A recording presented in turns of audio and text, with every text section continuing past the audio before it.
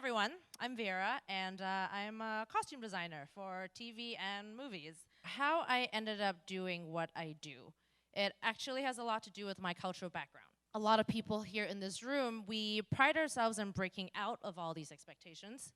You know, model minority, you must be a lawyer, doctor, all that. You know, we talk about that all the time. For my whole life, I thought that's what I was. These breakout stories, like break the mold, don't be a typical Asian, whatever you call that. I'm barely first generation. I'm what they call an anchor baby. I'm super, super fobby. I was born here when my parents were in college, and I was raised completely in Hong Kong. I left Hong Kong when I was an adult, and when Hong Kong went back to China, I left, like a lot of us did. When I was in Hong Kong, I was considered a very, very weird kid. I was very artsy, eccentric. They called me socially inept, overweight, very bullied. So they tell me I wasn't right for Hong Kong. So I have family, relatives, teachers, society, boys. When I hit my teenage years, they tell me I was unattractive, not smart, problematic, need to be disciplined. I was disciplined in a British Chinese school a lot, and everything about me was wrong. But for that whole time, my only escape was drawing. So for years, I would hide after school and draw these characters. So when you draw people, when you're a kid, you're a pretty bad artist. When you illustrate them, the only way you know what they do is by what they wear on their bodies, because you don't know how to draw backgrounds or gender, whatever. In retrospect, I look back at the pictures. They all, like the drawings, they look a little bit like myself.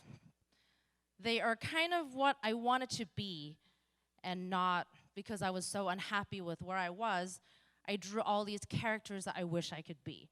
I drew characters that look like veterinarians, people that ran away with circuses, athletes. They were set in fantasy time, period time, sci-fi times. Anyone but who I was, anywhere but where I was. It was my lifeline and my therapy at a time where people didn't really believe in therapy yet. Fast forward a decade, 2 decades, I'm standing right here.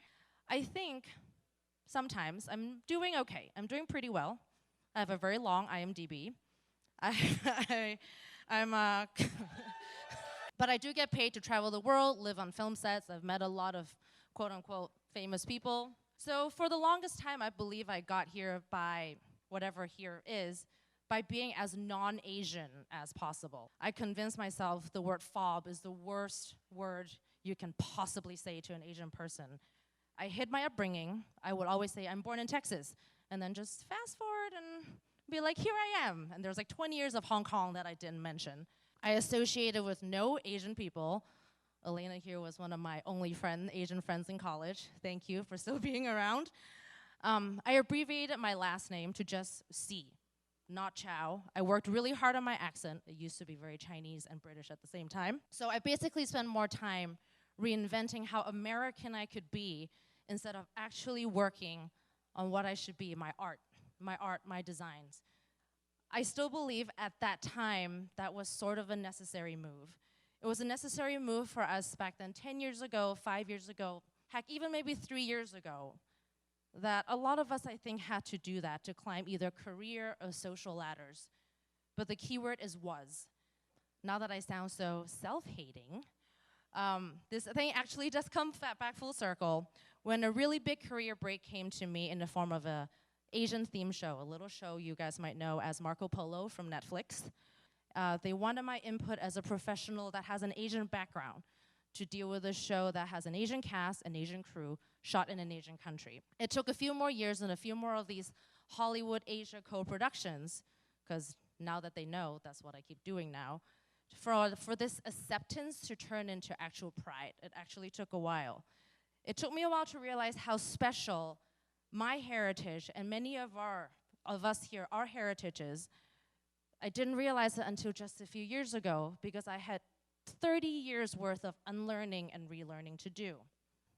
I don't think I regret, nor am I ashamed of those many years I spent pretending I'm not from Asia or downplaying how honky I really am. Because without such a detour, I don't think I would have appreciated my past, and for ultimately what it would do for me, because in my whole life I believe what all it would do is work against me. To circle back to my beginning, I know, maybe I'm not a creative breakout story, a rebel that fought the expectations. Now in retrospect, I don't think that is necessarily what I am. It might have caused a lot of grief, but I wouldn't have it any other way. They're precisely why I am, and many of us here are really good at what we do and so good at all of our jobs and our lives. It doesn't have to be creative industry, it could be any industry. We're all more tenacious, adaptable. We see the world in many different points of view. We hold multiple worlds of culture in our minds and our hearts, and we are a freaking tireless, hardy bunch and can handle anything thrown our way. So JD originally suggested I can actually talk about how I've recently started mentoring a few up-and-coming female costume designers. This is pretty much the story I've told a lot of them. It's this full circle story, and I wanted to tell them, and I have told them, maybe all we needed to do is to reinterpret what our culture and our parents have put on us. They're not opposing sides. They're not inherently against what we believe in this day and age. If we take all those teachings that we try to fight sometimes, we distill it, we rephrase it. There are values that are really unique to being Asian. Asian American, Asian Canadian, Asian Australian, whatever. You're just Asian. Your creativity, your spontaneity, being off the beaten track, artistic mental struggles, and God forbid, being freelance. It does not have to be at war with our cultural expectations. May they work in conjunction. It makes you stand out from the rest of them. It makes life harder. It doesn't number on all of our brains, but it makes you better as a person and an artist. So one more random thing I would say to a lot of these girls is if you haven't yet or don't already, do try to learn your nationality's native language, because I do understand a lot of the newer generation is losing it. Yes, I would like to do the really Asian thing and say it would be instrumental to your career, it could be where your big break is, but no, it's not just a language, it's half of your cultural identity. So don't turn your back on your Asianness, be it first generation, second generation, third, like I had. Even the seemingly really archaic ones, the ones that drive you up the wall, the stuff that doesn't seem helpful, the stuff that even sounds like kind of bad or whatever, the ones that came from your grandma and grandpa that make you roll your eyes, just give it your own spin, reinterpret it, bring it back, and bring it along with you in every step of your life. And that's all I have.